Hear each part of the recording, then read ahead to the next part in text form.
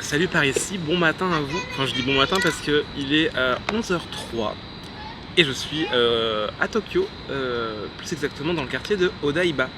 On prend un petit café ce matin puisque après on va voir une expo au Teamlab Planet. Il y a un petit peu de vent, je ne sais pas si vous allez entendre le vent, j'espère pas. C'est la première fois depuis qu'on est arrivé que je filme face cam parce que j'ai pas du tout eu le temps ni l'occasion de le faire jusque là.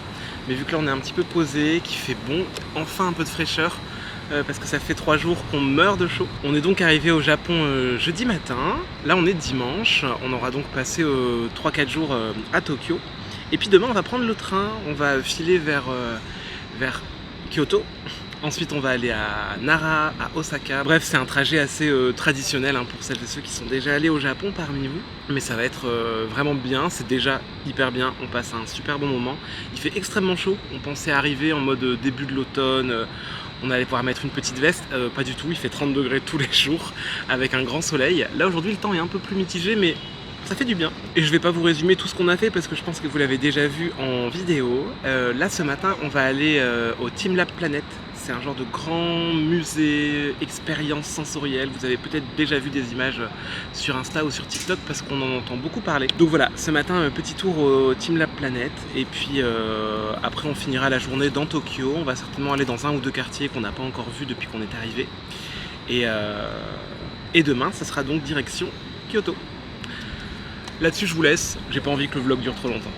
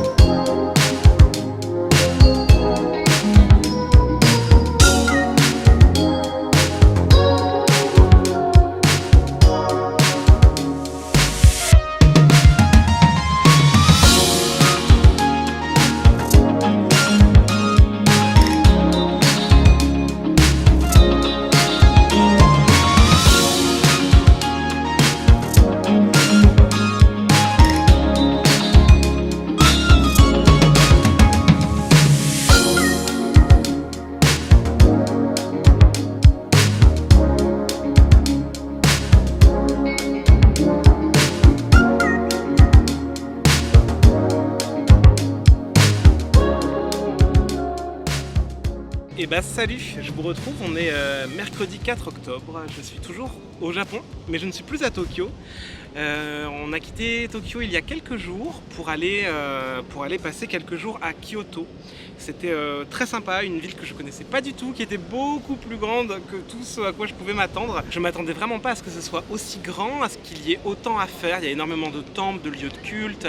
Et on a un peu manqué de temps, on n'a pas pu tout faire parce qu'on est resté que quelques jours. Il y a plein de bus de touristes là qui sont en train de passer. On va attendre que les bus passent. Alors, je suis en train de filmer et... Bon, et bien voilà, la biche a gâché la surprise, mais après avoir passé quelques jours à Kyoto, on est donc à Nara pour la journée. Nara qui est assez connue pour abriter un parc avec plein de biches qui vivent avec les gens, avec les habitants et avec les touristes. Et vraiment c'est très sympa, c'est très drôle. Dans la ville, il y a plusieurs points où on vend quelques petits paquets de biscuits qui sont faits spécialement pour nourrir les biches. Donc on peut acheter ça pour 200 yens. Ce qui fait vraiment pas grand chose. 1 euro, 1,20 € je pense, un truc comme ça, même pas. Je ne sais plus. Mais c'est vraiment pas cher du tout. Et voilà, on passe un très très bon moment. C'est vraiment un beau voyage et j'espère que je vous en fais un peu profiter par toutes ces images. Sinon, pour vous parler un peu de lecture, parce que quand même c'est un vlog, je suis en train de lire L'été de la sorcière, donc qui est la lecture commune de ce mois-ci pour le book club. Je l'ai bien entamé, hein, je le lis dans les transports en commun ou dans le train. Je suis à la page 115 sur 160, donc autant vous dire que voilà, c'est déjà presque fini. Et c'est vraiment un très beau livre qui se passe donc dans la campagne japonaise où on suit une jeune fille hein, qui a 14 ans je crois, qui est déscolarisée parce qu'elle est victime de harcèlement scolaire.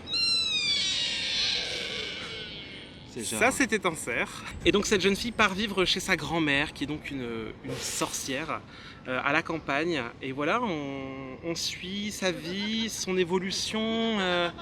Ça aborde plein de thèmes, la parentalité, l'héritage, le harcèlement scolaire, le passage de l'enfance à l'âge adulte. C'est très beau, c'est plein de poésie, c'est très japonais dans l'écriture parce qu'on sent que Nashiki Kao, l'autrice, s'attarde vraiment sur tous les petits détails de la vie quotidienne.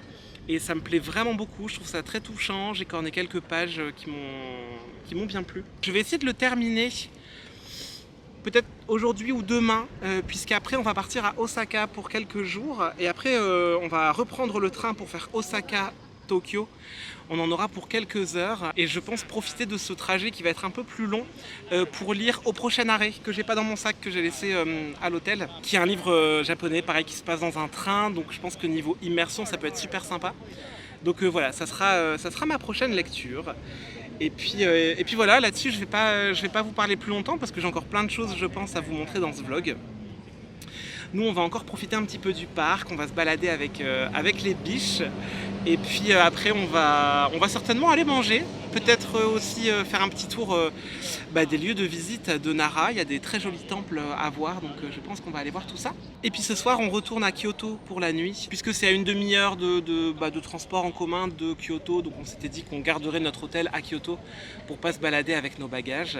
Donc voilà, ce soir retour à Kyoto et demain matin direction Osaka, ça va être trop bien.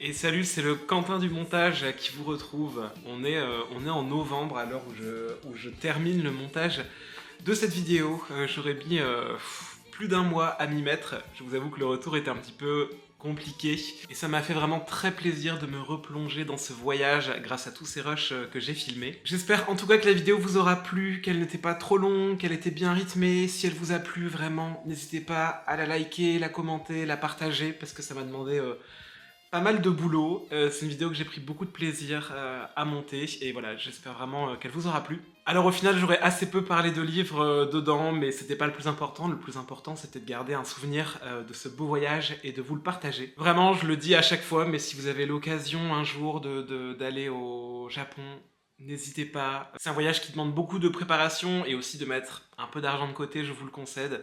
Mais c'est un voyage magnifique et j'espère vraiment que tout le monde aura l'occasion de visiter ce pays un jour parce que voilà, c'est un très très beau voyage. Là-dessus, je ne m'étale pas plus longtemps. Merci beaucoup d'avoir regardé la vidéo. Je vous embrasse bien fort. Je reviens très bientôt avec des vidéos un peu plus littéraires. D'ici là, portez-vous bien, prenez bien soin de vous, faites de belles lectures et puis je vous retrouve très bientôt dans une prochaine vidéo. Ciao.